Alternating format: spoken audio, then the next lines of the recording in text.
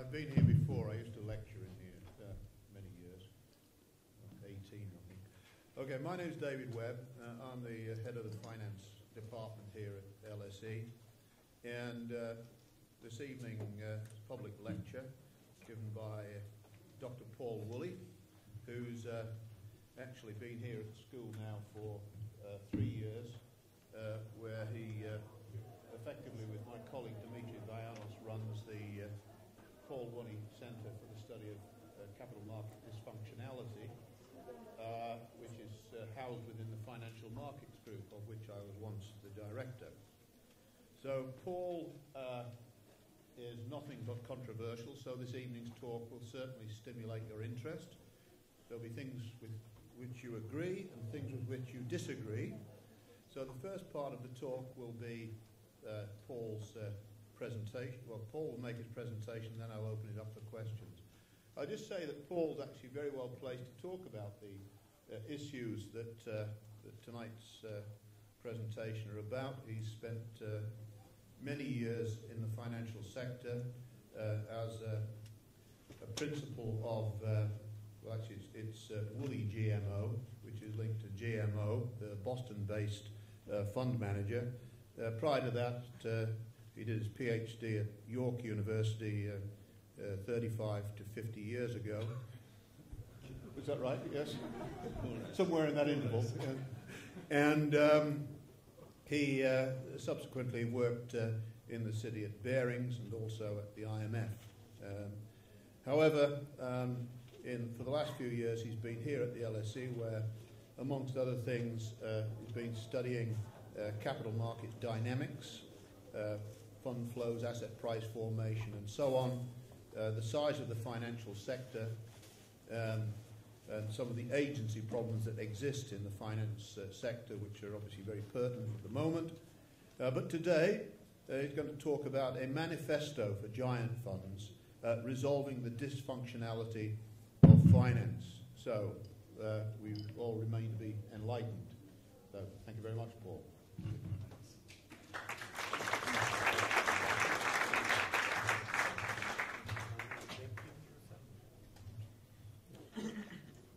Good evening.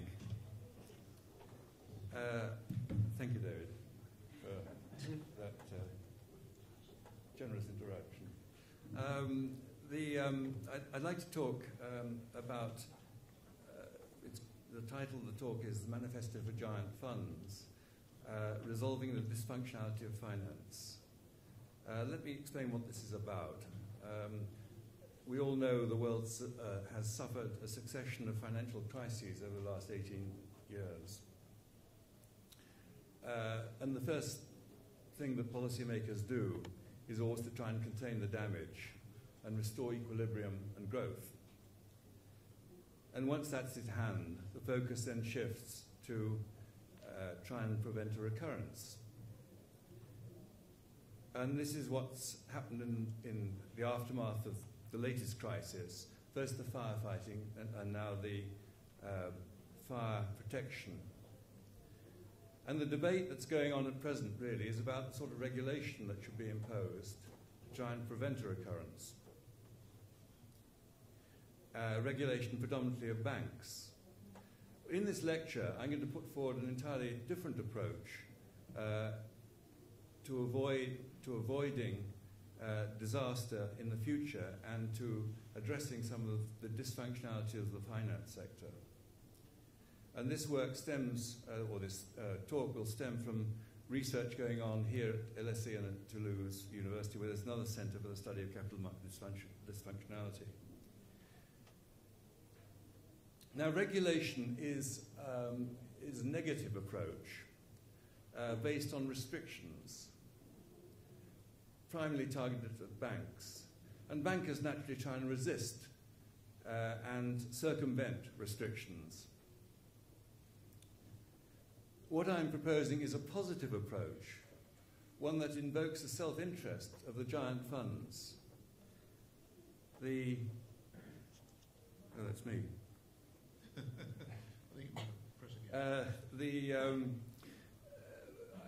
When I talk about the giant funds, I'm talking about the custodians of social wealth who are the sovereign wealth funds that have been growing rapidly in the last 10 or 15 years, particularly led by the Norwegians and some of the Middle Eastern funds, the corporate pension plans and the public pension plans, the charitable foundations and college endowments, particularly in the States.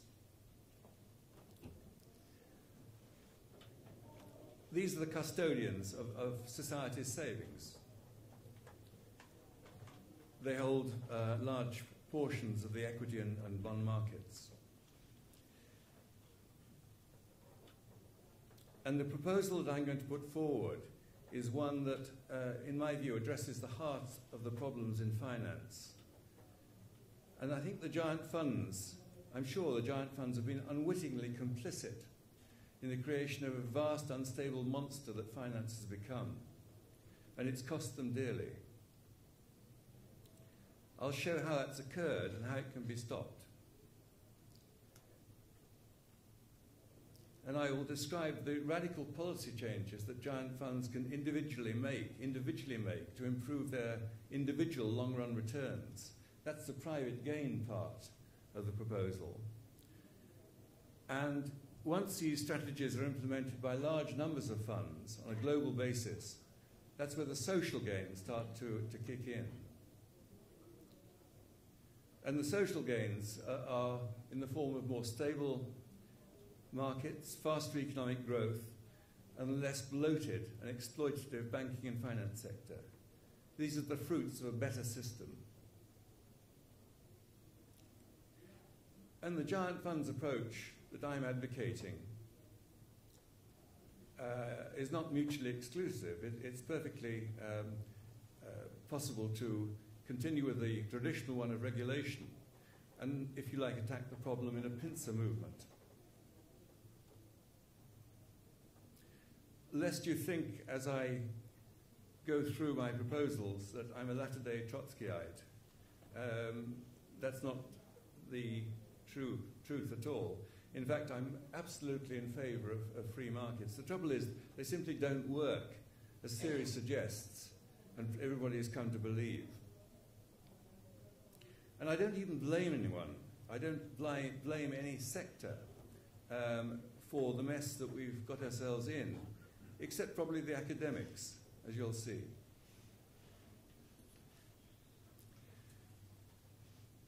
What are the problems with finance? The role of the finance sector is to channel savings into productive investment. It's also, of course, to facilitate trade and day-to-day transactions, and, of course, to make secondary markets in equities, bonds, derivatives, currencies, and so forth. But all this is a fairly utility-like role with no final good or service. And as such, you'd expect it to be performed at no more than frictional cost. Yet banking and finance is the world's largest industry, accounting for 10% of GDP in the US and UK. Most people don't realize that the largest item in their family's budget is actually bank charges, or the charges of the finance sector that are eroding their pensions or their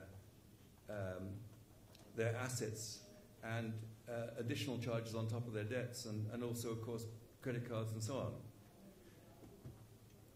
And you can start to get an idea of how huge the banking sector has become in the fact that the corporate profits, the profits of the banking sector rose from about 10% of aggregate corporate profits in this country and in the States 40 years ago, to the point where before the crisis they were at 40%. 40% of corporate profits were represented by the banking and finance sector. And that is after, in the case of the investment banks, after bankers have paid themselves bonuses representing 50% of revenues. Now, that wouldn't even be acceptable if finance was doing a good job. But it hasn't been doing a good job. And the damage comes in two forms. First of all, bubbles and crashes lead to the misallocation of capital across the economy. The finance sector, of course, is a permanent bubble of its own, absorbing absurd quantities of capital and skilled labour. But it isn't so much the misallocation among the various competing needs of finance. It's actually the macroeconomic consequences of the finance sector the most devastating because of their impact on growth and employment. Finance has become dominant, bloated, and prone to crisis. I firmly believe that future historians will marvel at the folly of us having allowed this ludicrous situation to develop. And it's been developing over recent decades, such that you really would have expected it to have excited interest among academic economists.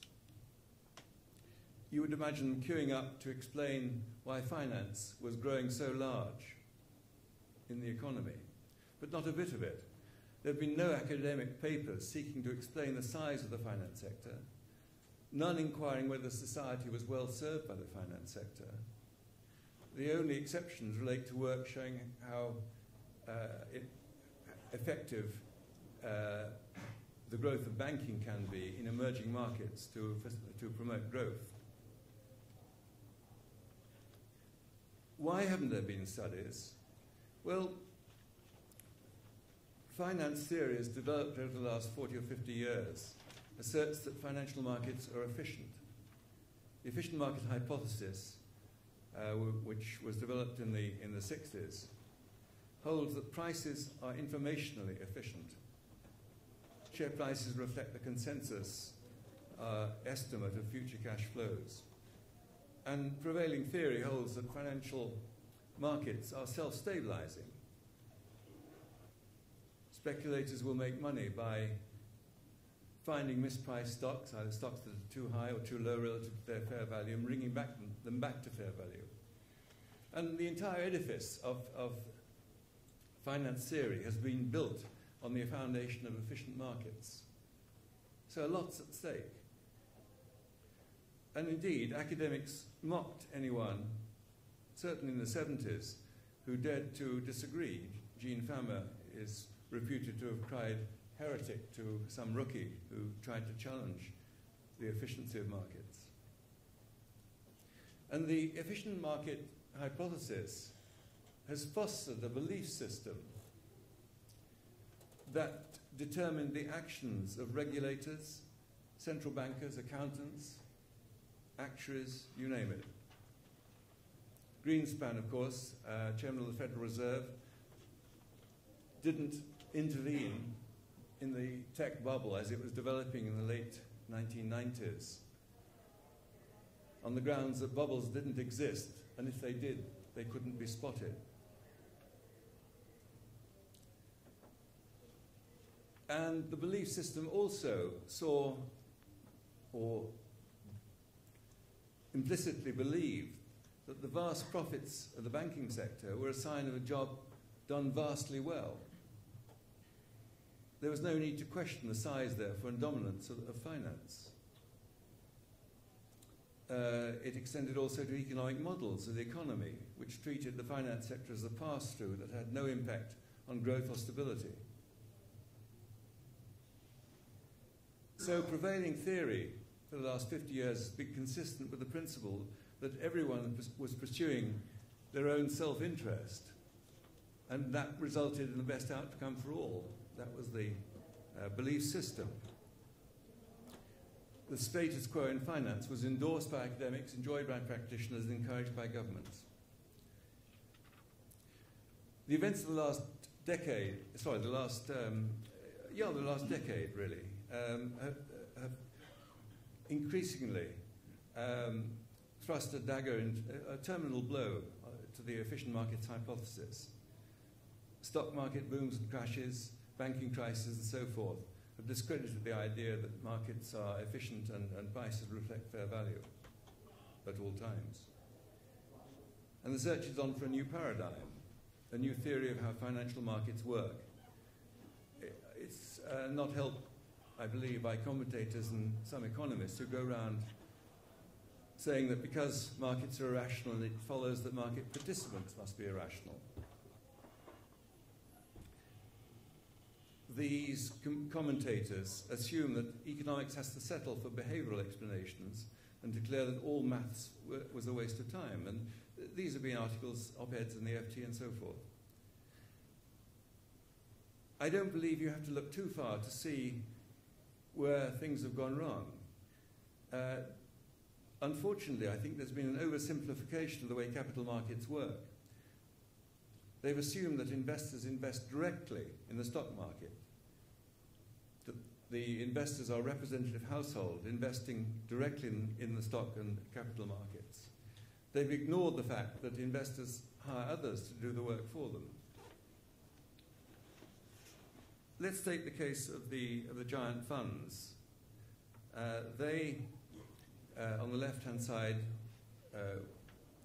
the principals. On the right-hand side, they hire agents. They hire financial intermediaries, fund managers, investment banks, brokers, hedge funds.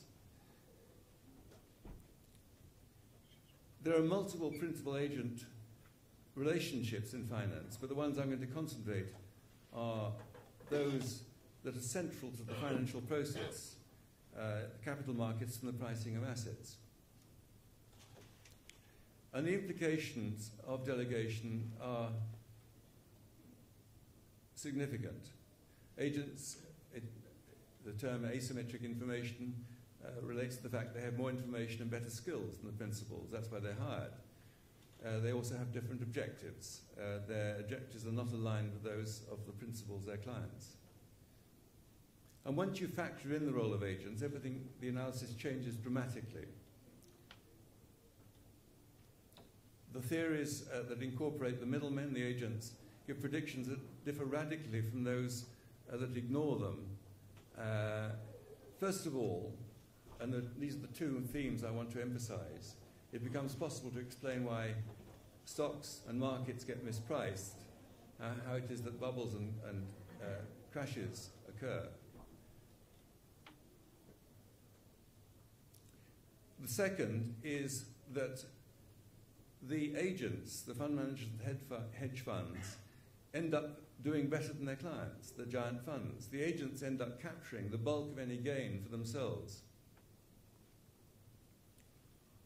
Importantly, the theories that we're developing in the centres at LSE and Toulouse, incorporating agents into the asset pricing models, we retain a fully rational framework. Everybody's acting rationally and optimally in their own individual self-interest.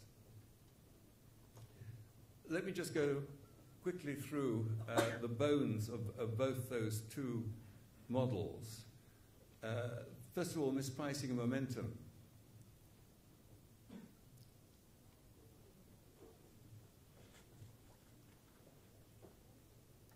Momentum has been a well-known, well-researched, well-documented feature of capital markets for as long as the data goes back.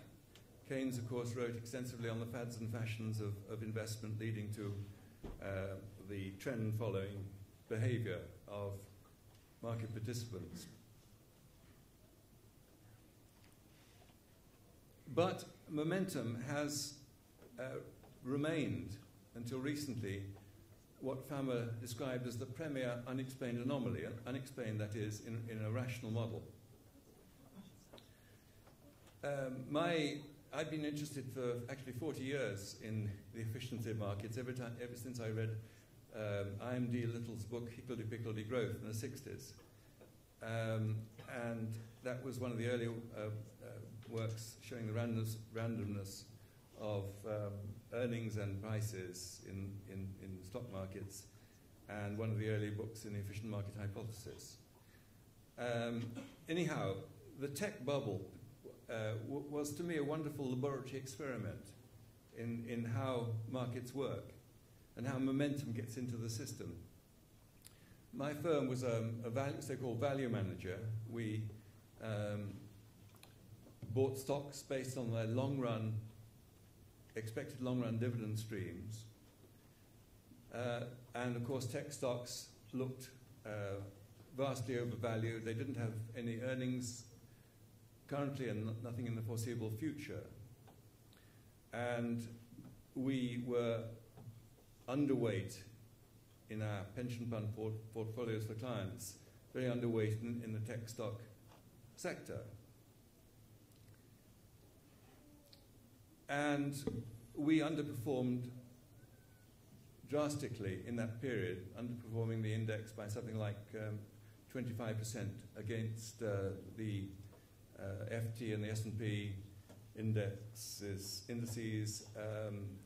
over a period of a couple of years. And we were fired by 40% of our clients who thought we'd lost the plot. Actually, we were proved right. We hadn't lost the plot, but we lost business in spades, and the money was transferred by the pension fund clients from us to growth managers who did hold overweights in tech stocks. And this is where the amplification or momentum starts. You can demonstrate how it gets into the system. You can always show how it might be confirmed in the system, but to show how it gets into the system is the most important thing. And this is what Dimitri Vainos and I are doing here at LSE, developing with our first paper an institutional theory of momentum and reversal, showing how this amplification occurs once you introduce agents and uncertainty about the ability of the agent on the part of the principal. And what we show is that asset prices are determined, in fact, in what amounts to a battle between value and momentum. Value being the future dividend stream, momentum being the tendency for trends to develop and bubbles and implosions. They don't have to be major ones, but there are always waves or currents in markets which take prices away from fair value. And what we show is that prices, once you introduce agents, prices don't just depend on the future dividend streams. They depend very much on fund flows, investor fund flows, shifting between sectors and between stocks and between asset classes. And fund flows can be hugely disruptive. So we show how momentum gets into the system, and there are various other factors which then do extend that and amplify it further.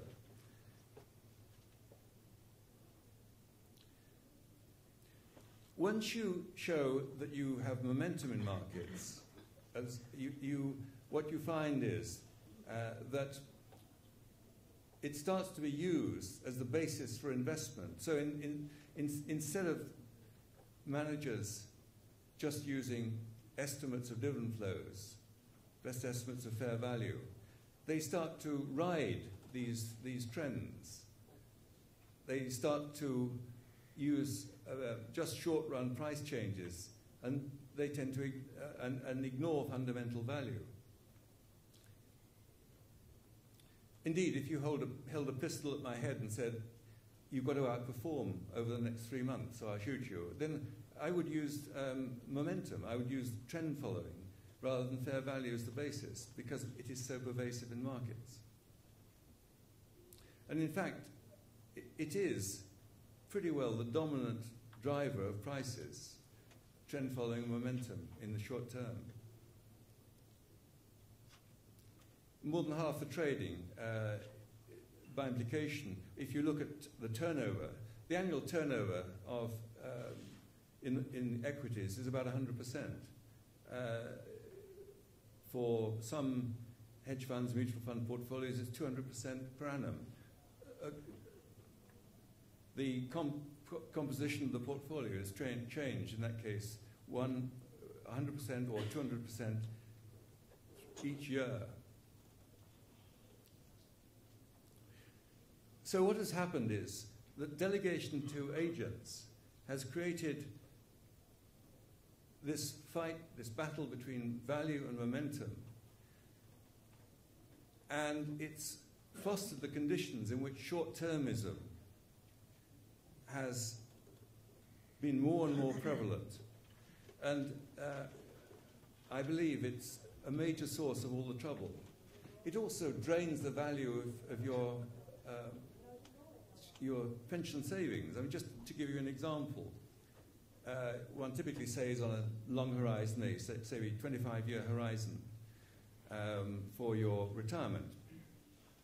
But that corporate pension plan will be managed by agents who will, following the instructions of the principals, the pension fund principals, those fund managers will churn the portfolio 25 times at a cost modestly estimated at 1% a year. That means that your fund at the end of 25 years has lost 30% of the value it would have done had you been in a passive investment. So that's where some of the costs of, I'm talking about bank charges, bank or finance sector charges, that just shows where it's come from. They're just exchanging between funds, between pension funds, they're exchanging bits of paper for no collective gain. And in fact, because this often leads to extreme price movements, it is potentially damaging, highly damaging.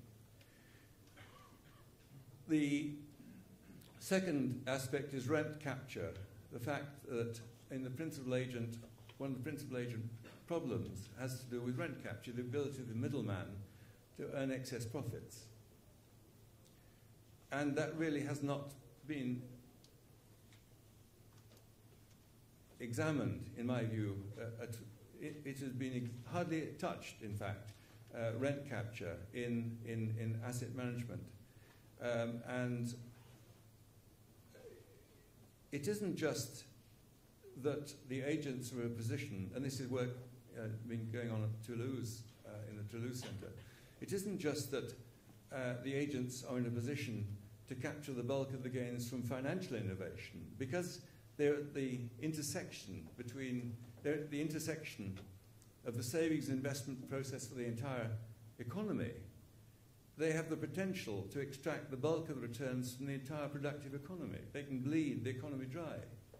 It started to feel like recently, either in terms of the banking profits when they were there and the banking charges, or the costs they impose when the system collapses. And how do they do this? Well, agents charge a base fee for managing money. They also typically share in the gains, a performance fee. And so the client, it's heads the manager wins and tails the client loses. The agent gets away scot-free. And that is moral hazard. The agent wins, heads the agent wins, tails the client loses. That's moral hazard. Not bearing the cost of anything that goes wrong. I'm not actually blaming the agents. It's not it's just that the system has developed in a way that it's been assumed that you put money with a good agent, and what has happened is that the principals are competing to have their funds managed by the best agents, so the cost of rises for the good ones. And the giant funds have been allowing themselves to be deluded by a lack of information about what the agents are doing with their money, opacity, moral hazard, and constant innovation of complex products. That's the main reason the agents end up with a good part of the loot. The other thing, of course, is that stock markets are a zero-sum game, but it's a zero-sum game less costs. And the purpose of the game is to distribute what is left among the giant funds. Every fund is actively competing for higher returns on their investments and prepared to pay whatever the agents charge. Each fund observes a mispriced market, thinks it's therefore inappropriate to have the money managed passively, and go to active management. So the overall costs for everyone increase. In fact, active management, you'd think it would be just confined to the equities in issue, or the bonds in issue, but it's not. It's not confined to that, because the active management and the costs associated with it expand into this virtual world of derivatives, $600 trillion of derivatives in issue. Futures, options, CDOs, CDSs,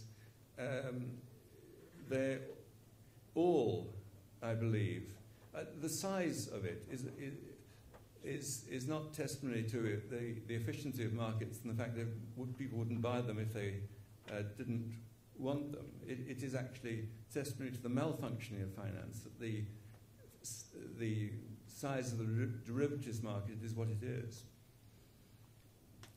So we're in a bizarre world. It's good material for the unwritten book 5 of Gulliver's Travels, in my view. And principal agent problems lie at the heart of all that's gone wrong in finance. Everyone perceives themselves to be acting optimally and rationally in their own self-interest, but the outcome is socially proving to be disastrous. So I believe what we are seeing is a situation that the solution lies in the principals recognizing the problem and changing the way they contract and instruct agents.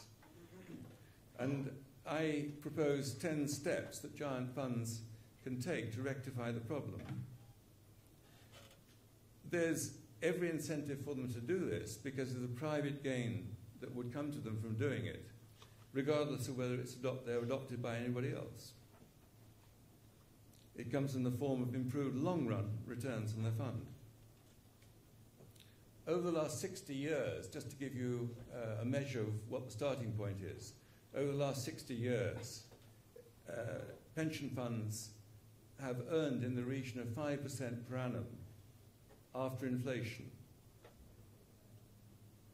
In the last 10 years, that's gone down to 1.5% per annum real. Your pension fund has been earning 1.5%, both in the US and the UK, a year for the last 10 years after inflation. So is it any wonder that companies worldwide have been hobbled by pension fund deficits?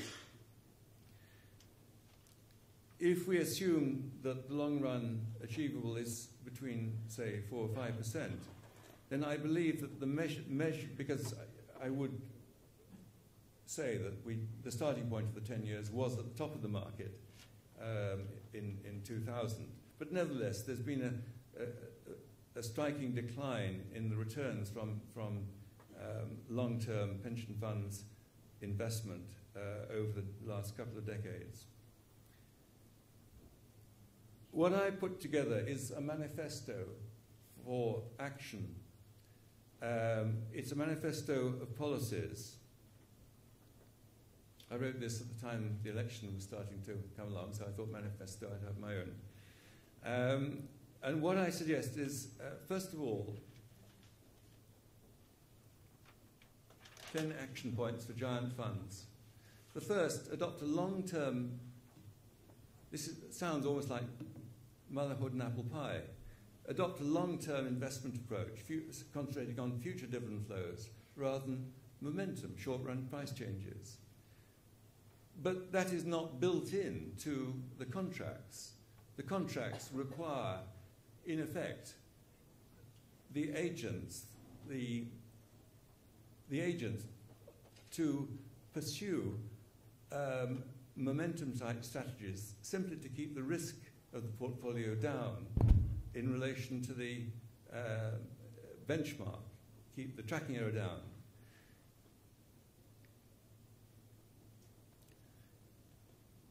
It's a bit like the hare and the tortoise. The hare is boastful, flashy, has bursts of success, uses short-term price changes, momentum investing, and wins over the short period, may win over the short periods, but not in the long run. The tortoise boringly plods steadily along, concentrating on real value and dividends, and wins the race in the end. And of course, the return on equities ultimately depends on dividends. This has been forgotten in the brash new world of finance, where some companies have even stopped bothering to pay dividends, a third of them in the States.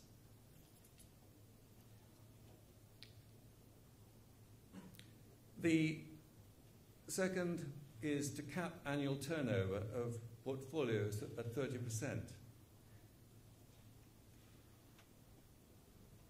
There's nothing more likely to cause the agent to focus on long-term investment than having his turnover capped at 30%, i.e. reduced from the high levels that are currently typical. And you might think that's restrictive. It means a holding period of just over 3 years for every stock. But of course, any manager with new funds coming in will be able to revise the portfolios, and that isn't a question of just simply buying and selling from an existing portfolio.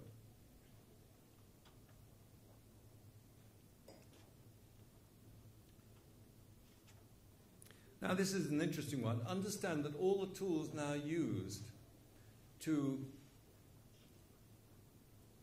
determine risk and return, to analyze risk and return, either by the managers or the agents or by the principals, all the tools now in use are based on the discredited theory of efficient markets. All the risk analysis, diversification is based on existing capital market theory founded on the principle price is right.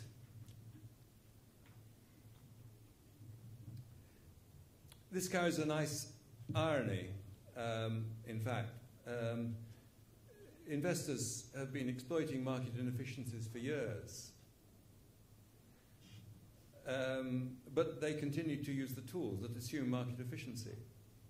And some even do this while disparaging academic theory. It's a very costly mistake. Briefly, it means that, for example, the indices that form the benchmark for active and passive investment,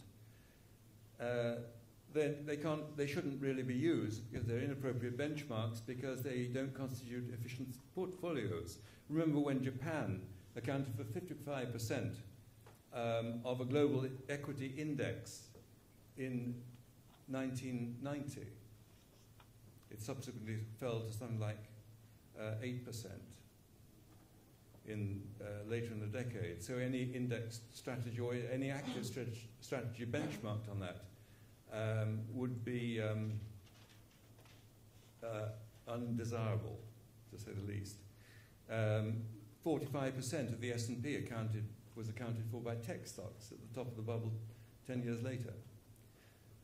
Risk analysis, diversification. You say, well, okay, well, what do we use? Well, existing risk measures should be replaced by those using underlying dividends or their equivalent or smooth earnings, not prices.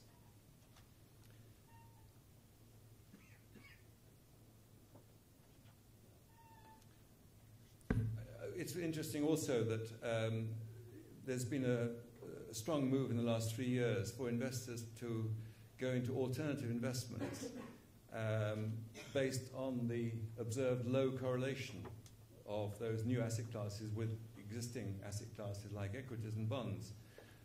But the very act of going into these new classes changes the correlation, the prices change, and the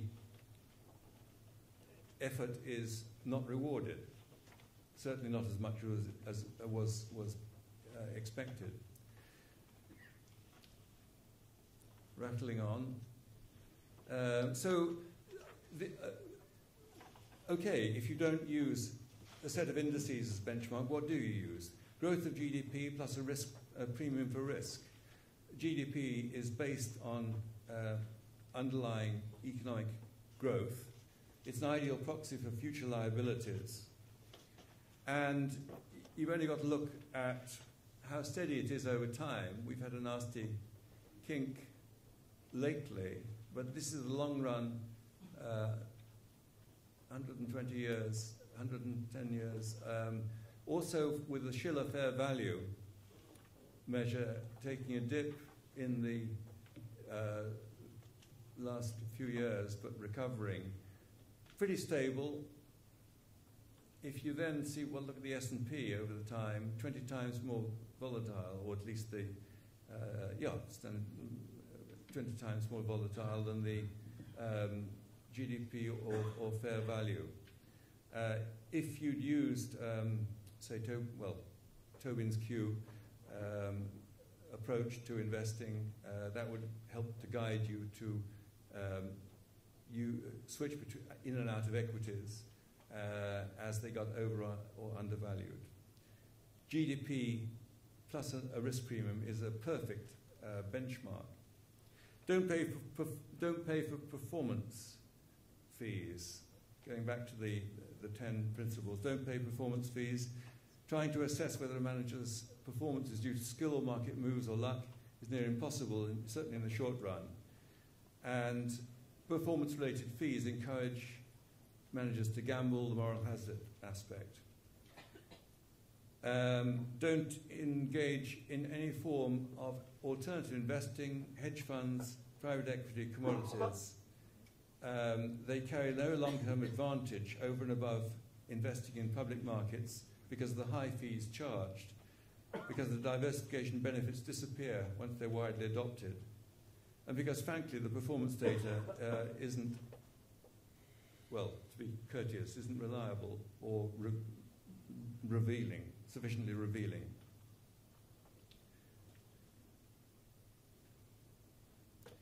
Hedge funds, just briefly on hedge funds, I did actually, in my office in London, we did start one of the first hedge funds in the UK. I'm not actually ashamed to say. We started it in '92, a long-short equity, not particularly leveraged, but it was very successful briefly. But we just exploited a particular mispricing at the time. So, I can see why people devise them. The trouble is that the fees that hedge funds are able to claim, 2%, whether they do well or not, a year, 20% of the gains they take. They suffer none of the losses. If they say, well, we co-invest, well, but they're co-investing with the money they've already earned from you. Interestingly, it's a zero-sum game. So hedge funds, they may be more successful than standard. And indeed, I'm sure they are, those that survive, more successful than conventional asset management. But the trouble is that their cost structure is very, very high. And what they're doing is extracting alpha, because it's a zero-sum game. They're extracting alpha from the market, which the traditional managers are having to are giving up, are losing. I think hedge funds should actually reveal what they're earning gross before payment of all the prime brokerage, investment banking fees, and so forth. Commodities, a special case. Until 2005, you could explain the price of a commodity, any individual commodity, on whether it's wheat futures, pork bellies, aluminium, freight rates, oil, whatever. You could explain, and talking to specialists, you could explain prices on the basis of the supply and demand for the underlying commodity. The search for alternative investments for the giant funds caused something like $300 or $400 billion of investment coming very quickly through in 2007, 6, 7, 8, plus active management. That was just the passive, and then the active on top of that. So probably up to $1 trillion of money flowing in and out of commodities, distorting the market for commodities, causing the correlations to change and to be much more correlated. They had a negative correlation in commodities en masse with equities until 2005. Now they're positively correlated, and it's messed up all the signals for suppliers and users of the commodities themselves. And the investors have lost out because of the fees and the diversification benefits have disappeared. Apart from that, they're fine. Insist on total transparency of agent strategy. That sounds obvious, but of course we don't know anything about what goes on in, for instance, hedge funds. We don't know how much leverage they've got at any time. We don't know their long-short balance, etc., etc. Everything in the portfolio should be traded on a public exchange. That reduces the chance of the exploitative nature of agency. Secure full transparency of banking service costs incurred by companies in which you invest. There's a big agency problem in the hiring of finance services by companies. And you've only got to look at for instance, the underwriting costs have, for some reason, doubled in the last 2 years. They've doubled. Underwriting new issues, since they're mostly at a deep discount to the prevailing market value or the prevailing price of the stock, it's money for old rope. But the cost has doubled, and it can be anywhere between 4 and 8%, depending on the size of the company and the size of the issue. And finally, provide full disclosure. So, why, you ask, haven't people like Yale and so forth, the smart investors, we're told to believe, why haven't they done some of these things? Why have they allowed the investment horizon to shorten? Why have they been prepared to pay such high fees? It's partly because the principals have started to act like another tier of agent. They're staffed by former agents or people who aspire to be agents. They are advised by actuaries, investment consultants, who are, obviously, they've got their own book to consider. But again, it's this really important factor. They're using the wrong tools. The giant funds, whatever they're doing individually, given they're using the wrong tools, everything they're doing individually is damaging the collective return for all of them. Finally, the policymakers can do a number of things. I said that its self-interest should drive this.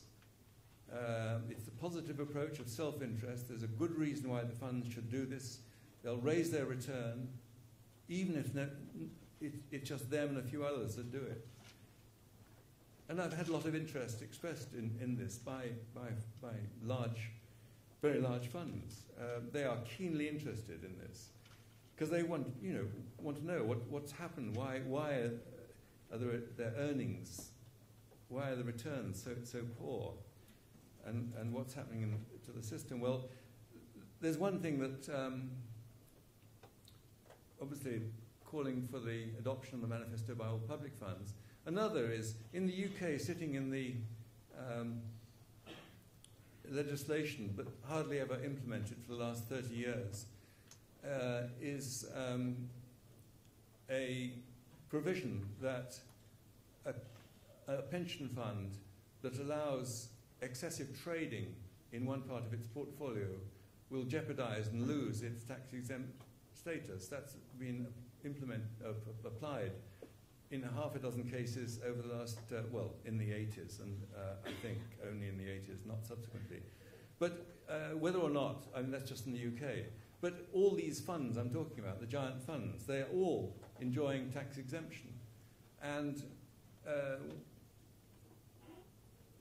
this could be, well, the carrot for the giant funds is the return they can enjoy from limiting turnover and pursuing long-term strategies. The stick would be if they lose their tax exemption. Issue GDP bonds as an ideal instrument for investors and borrowers. The return, GDP grows at 2.5 to 3 over time in the developed economies, and that's a real return. GDP bonds with a fixed maturity would give the three things that investors want. They only want three things. They want inflation protection, they want some growth, and they want low volatility. Well, a redeemable GDP bond, there are technical difficulties, but they're attractive to investors, they're attractive to governments to issue them because the service costs are correlated with growth and therefore tax revenue.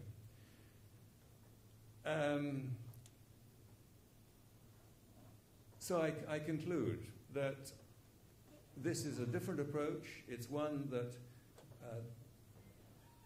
the incentive system could kick in and deliver huge social returns instead of in the form of more stable markets, less exploitation by the agents, and it would cut the finance sector down to size.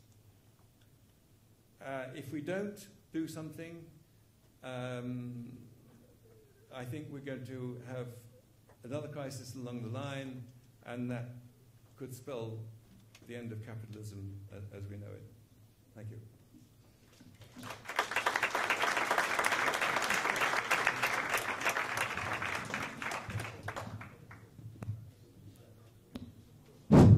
Okay. Well, the talk, as I expected, was not without controversial points. So no doubt there are those of you that got strong comments on what's been said. But what we'll try to do is to take a range of questions. Perhaps if you could just indicate if you wish to ask a question so I get an idea of what we're looking at. Okay, well, why don't you start at the back? Can you send a microphone over there, please?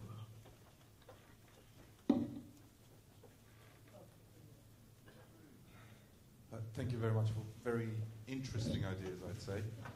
One thing that didn't show up at all in your manifesto was personal greed, which I believe is a strong link to all of the institutional investors that you've talked about.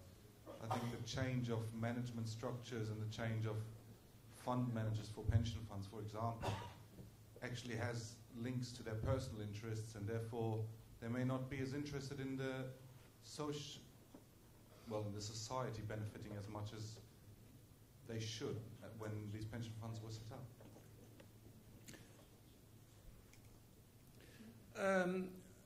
Yes, I didn't think... what I'm trying to do is to get clinical about this. I'm not sort of trying to have a value judgment about greed or... I mean, certainly what does happen is that the agents realize that they're onto a good thing, and they can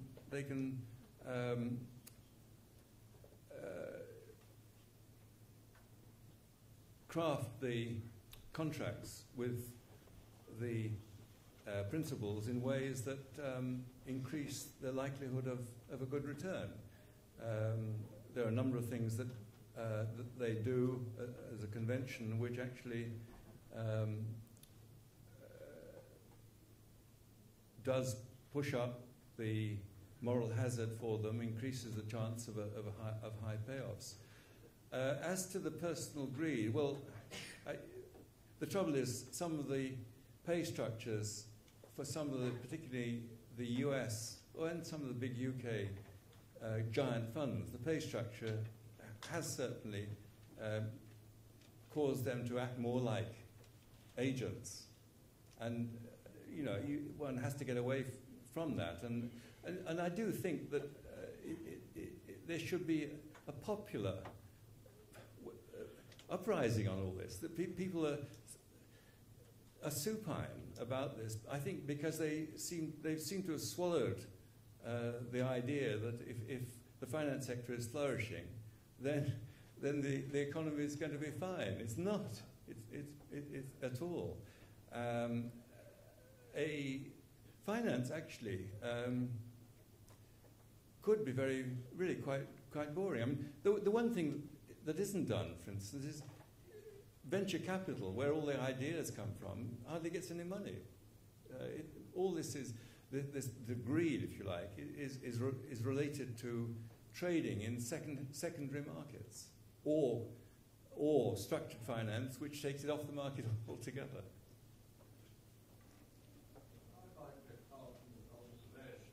Someone who went to sleep having visited their bank manager, say, 1970, having deposited some money with them, and then going back to see what had happened to it, how it had been used, having awakened some of the late 1990s, might have had a nasty shock, I might suppose, because what he would have found was that there would be a different sort of bank manager.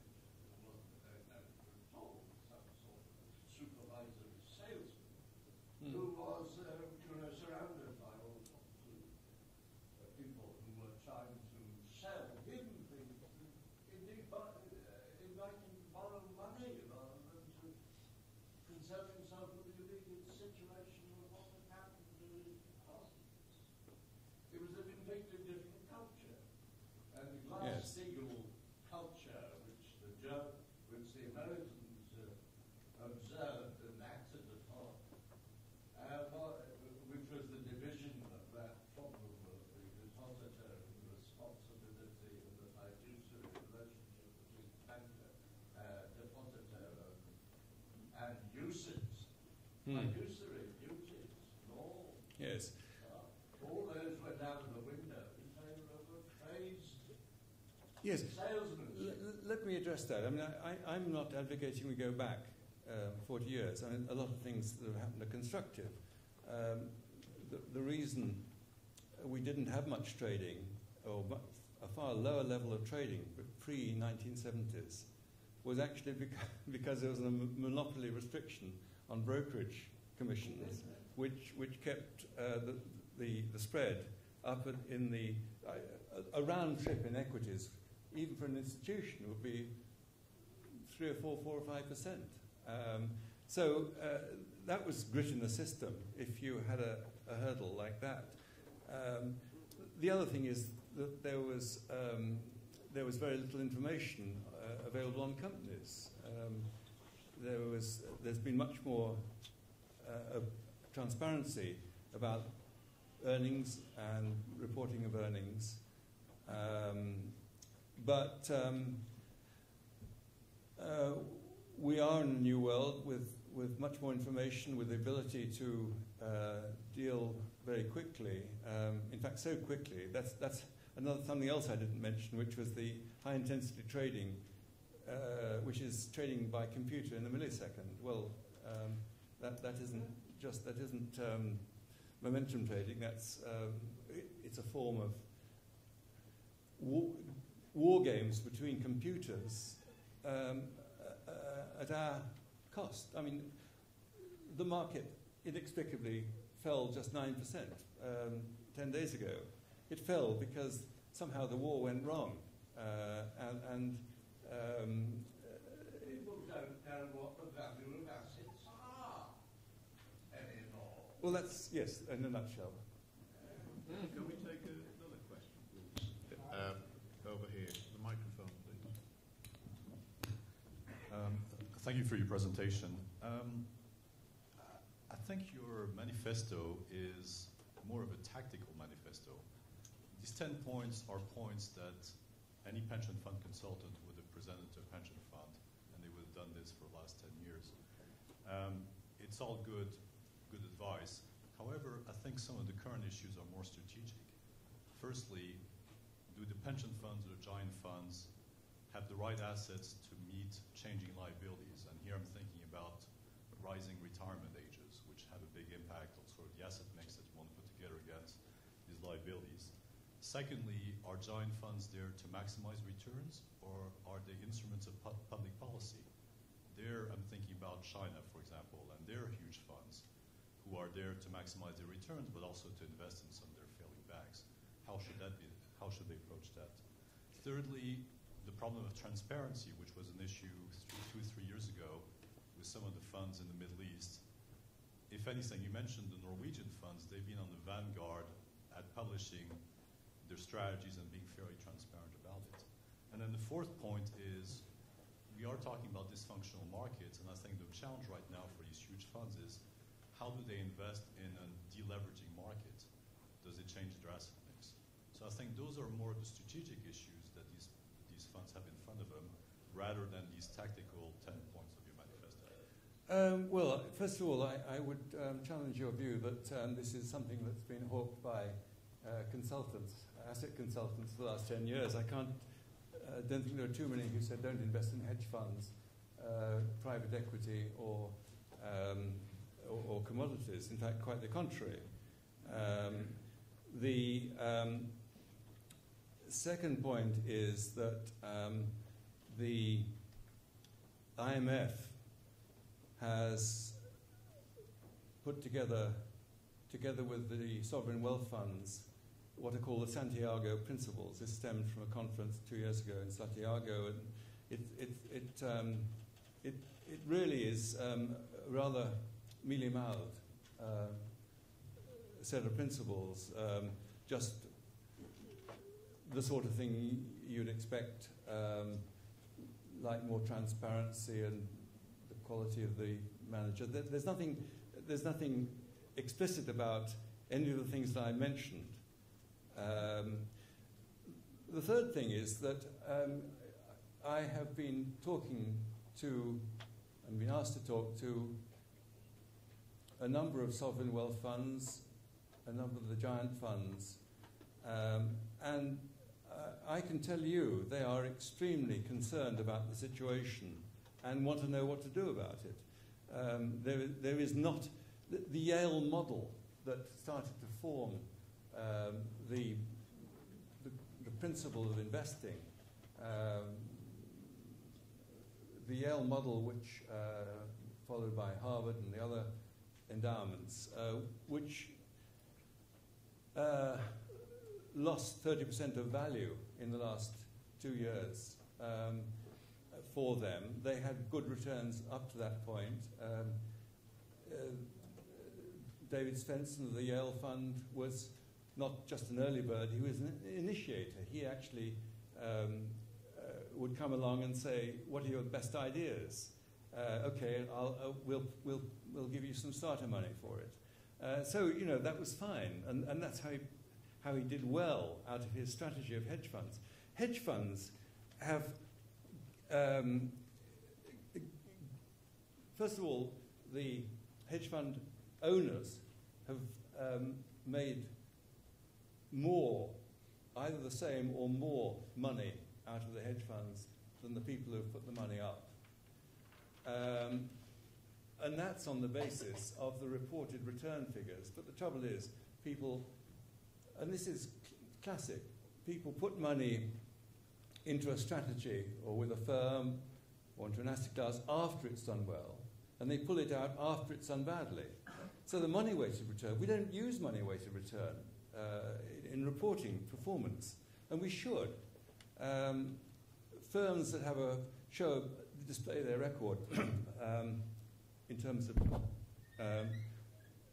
what's called the time-weighted rate of return, which is the traditional and accepted method of reporting. The trouble is, in a money-weighted, if you weighted according to how much money is invested, the money-weighted returns have been very poor indeed. So these giant funds are struggling to know. They don't have they're not liability driven because they're not, unlike pension funds, they're more like the college endowments, who want the three things that I mentioned. They can't lock into the other thing about locking in, the actuaries are always locking you into the latest fad, usually at the wrong time. Actuaries, because they're so bright, don't come in for enough criticism, in my view. Sorry, that was a rambling reply, but you did ask several questions. There was another question over there. Okay, the young man at the back here. Can you send a microphone over there? Hi there. I'd just like to pick you up on the point you made about alternative investments. We've just seen the FM directive go through in Brussels, and the effect it seems to be having is to corral all the hedge funds into another form of UCITS, which is much more retail orientated. Given that you've said that you want less sort of investment in hedge funds, how do you see that playing itself out?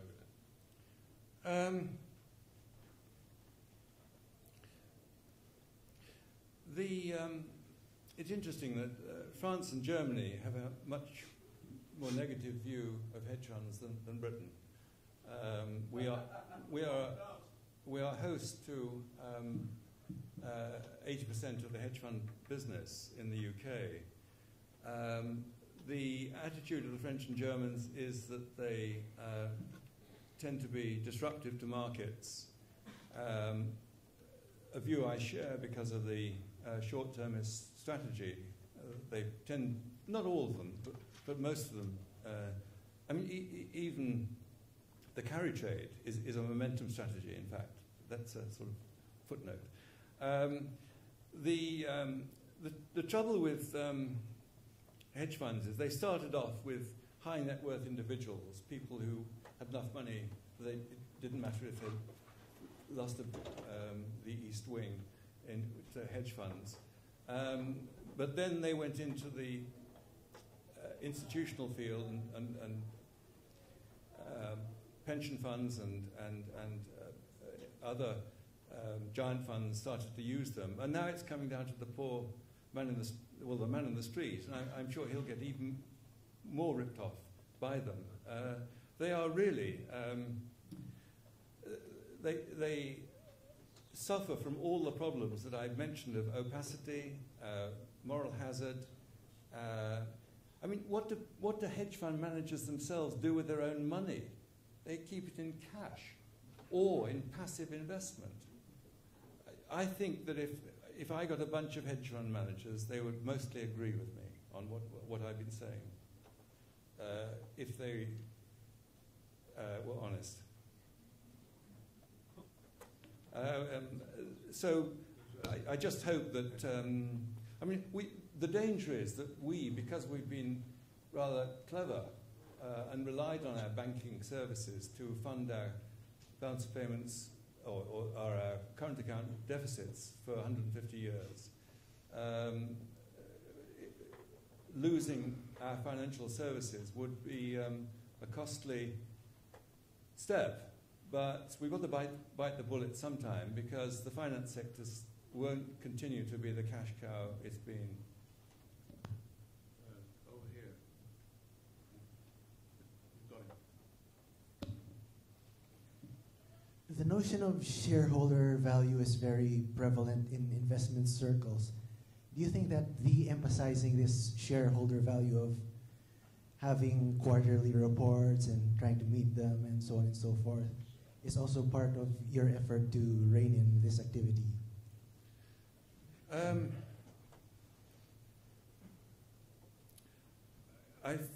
Shareholder value.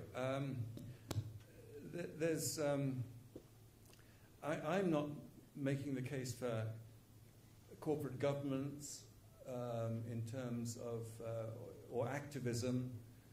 I'm not talking about the maximization of profits by corporate management.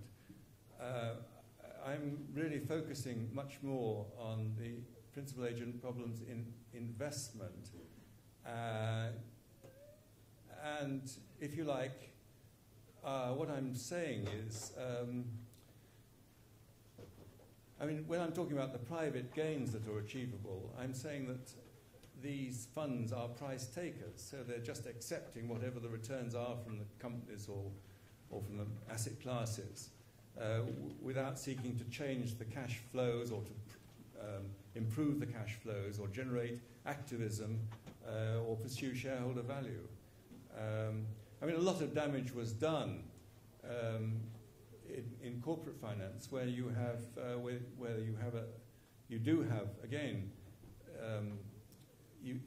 the idea was to try and align the interests of the manager with those of the shareholders, but that promotes short-termist strategies and so forth. I'm not really addressing those, it really is a different focus. Gentleman here. No, back. Man with the grey shirt. Thank you for your talk, Dr. Woolley. I want to ask a couple of questions concerned with pensions. Do you think, in fact, it would be advantageous? In fact, I think about 30 years ago, even a Conservative member of Parliament actually raised this within his own party, but it was waved away, that the managers of various firms and corporations have their own pensions linked to those of their workers. The managers, they wouldn't take a much closer interest as to what's happening to pension funds. As far as I know, only Unilever is a firm that's fought back, in fact, to get funds back for its employees. I think more than Grenfell were managing their funds, I'm not sure. The other thing that you mentioned, we're talking about the performance being linked to GDP growth. Well, wouldn't it be quite straightforward? I know this is probably heretical to your ears. Is just why not actually nationalise all pension funds? Thereby, you actually spread the portfolio of risks, don't you? This is an issue that seems to be avoided all the time. I'm not a rampant socialist, by the way. Well, I'm talking about market solutions. Yes. Let me just address the first part of your question. It's fascinating, actually. Having seen this at the coalface over the years, what happens when a CEO of a business sees some part of his business failing? He says, "Oh, we'll get rid of it. Get a new manager. Sack him. Quick action." You know, that's how to deal with things. When it comes to the pension fund, that's potentially the wrong thing to do. And you know, when we, as fund managers in the tech bubble, underperformed, we were doing so for a very sound reason. It took 2 or 3 years for that to be vindicated. But the reason we lost 40% of our business was simply because of this, the need always to satisfy short-term targets and short-term performance. So sometimes when companies get involved with a pension fund, they don't always do the right things.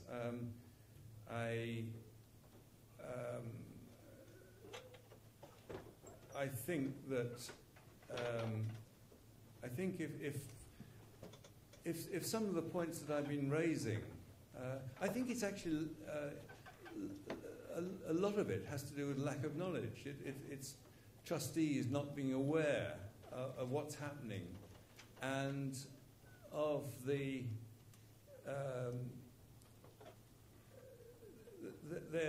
pursuing what they've always tried to do, but it's led to a situation where it's short-term focused. It's getting the best managers with the best recent performance. The whole mentality of investing, I think, needs to change. And I'm certainly not looking for nationalisation of pension plans. But I do think that the policymakers should seek to intervene to ensure that some of these issues are aired and we don't just continue to go along as we have been going along.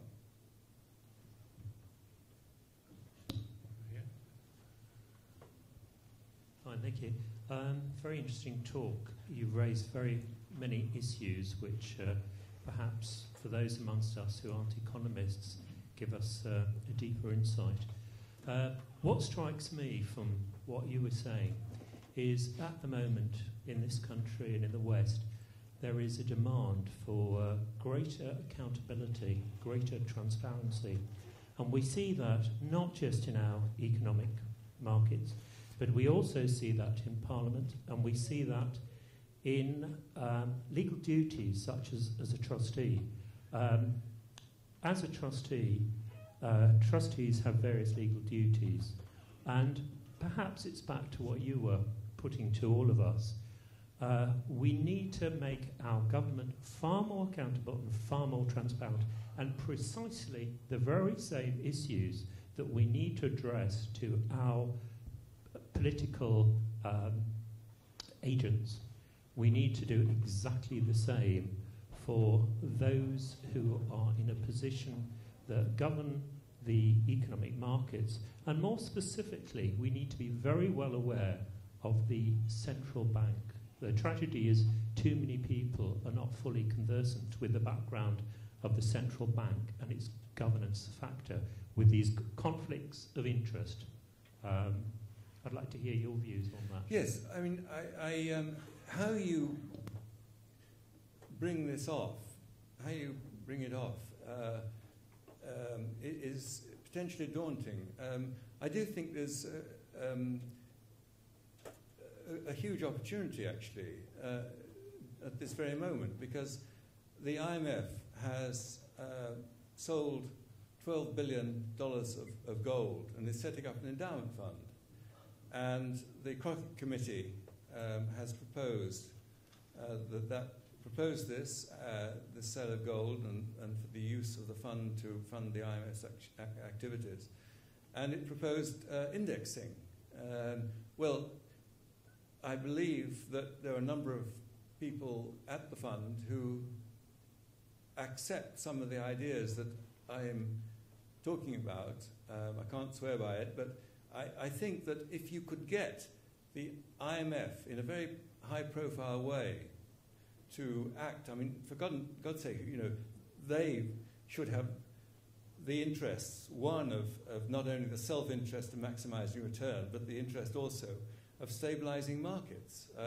I would love to see, and I'm urging it actually, that the IMF does adopt these principles instead of just plain vanilla passive indexing, which, as I've painfully repeated, are the wrong tools. It's adopting the wrong tools. And then, if the IMF adopted these principles, it's very easy for them then to bring together the sovereign wealth funds and modify the Santiago Principles. They have an interest as a supranational agency, an interest in the stability of the markets, and indeed this would be a wonderful way for them to show an initiative, and they could be the initiators of this new approach. But I have to say that it doesn't rely just on them. I think there's enough of a concern among the investors. I mean, for goodness sake, 1.5% real over 10 years. And we're still in very choppy waters. It's difficult to see. There was an article in the Financial Times, Gillian Tett, the other day, saying, you know, after the L model, that's now been discredited, the L model being one where funds put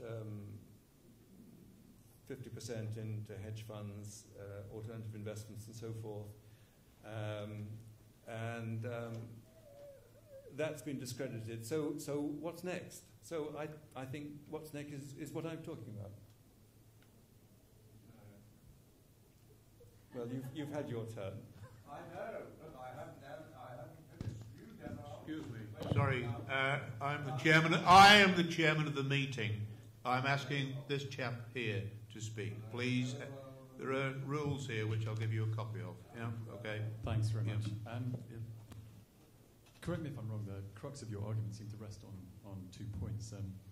The first, that to quote you, everything done individually damages the collective. It's an idea that there's some externality in place, and there's a coordination failure subsequently. If they use the wrong tools. Sure. Okay. The externality being, I've taken from your talk that if all of these giant funds invest for the short term, there's then spillover effects on each other. However, I'm still a bit perplexed as to how they get into the position of wanting to invest for the short term anyway. Surely someone looking for where to invest their pension is looking for a fund which is going to maximize their return over the long term. Now, unless there's a failure in how people are choosing their funds, I don't see why there's the incentive for all the giant funds to invest short term. Perhaps you could just... Okay, that's an excellent question, and I can give you an answer. You're a giant fund. You want to hire a manager. You see mispriced markets, and you think he's a good manager, and you give him you have a contract with him. You give him guidelines on performance. You tell him you want to outperform. Say it's U.S. equities. You want to outperform the market by 2%. And you give him a tracking error, right? The tracking error is that he doesn't diverge by more than, it's typically one standard deviation is given, so that 1 year in 3, or 2 years in 3, you must be within 0 or minus 2 plus 6. So you give a tracking error. It seems sensible. You limit his scope to diverge from the index. But in doing that, you are forcing him to use momentum simply to keep within the tracking error. You are forcing him, as we were forced, to simply, if you have tracking error as a manager, you are forced to use short-term momentum-type strategies simply to keep within the guidelines. So what happens is, you see a mispricing, you hire an active manager, but you give him what seems to be sensible, conventional and guidelines. And it means that manager will, more of his trades than not, will bear no relation to fair value. I mean, this is what, we were very good value, and we are a very good, well, were. I'm no longer associated with the company, but we had a very good valuation model, but were obliged to have 30% of the portfolio in momentum-type strategies to keep within the guidelines. Because that strategy, momentum strategy, is a higher turnover than value, more of our trades than not bore no relation to fair value. And so it's ludicrous. So what we were doing, we were contributing to the distortions of the markets with one part of what we're doing, and exploiting with the other. And that's the dysfunctionality. Take this one last question, then we'll bring things to an end.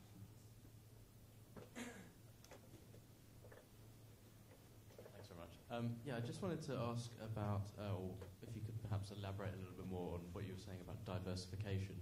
I was understanding if, for example, markets are mispriced, and let's say you've got a large section which is represented by Japan, but beyond that, just in general terms, what are your views on diversification? The one bit of diversification,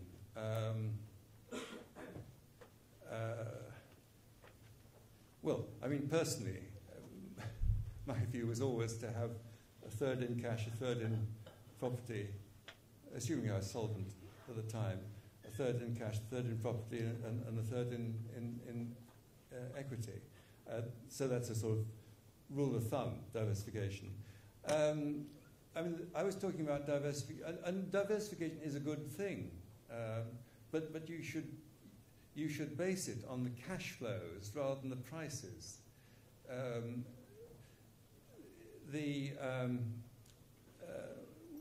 What I said, how when all the funds started to move into alternative investments, they changed the pricing. They caused the correlations to become positive where they previously were negative. They start to have all the commodities starting to move with a much higher positive correlation. The one element of diversification that never goes away is actually currency diversification. At least you can always be sure you will be able to diversify a portfolio by currency, and that won't disappear however many people go that route. It may in the short run, but not in the long run. Thank you very much. So that brings our proceedings to a close. I'd like to thank you, the audience, as usual, for coming here and your excellent questions. And obviously, if we could all show a vote of thanks to Paul for his interesting talk. Thank you very much.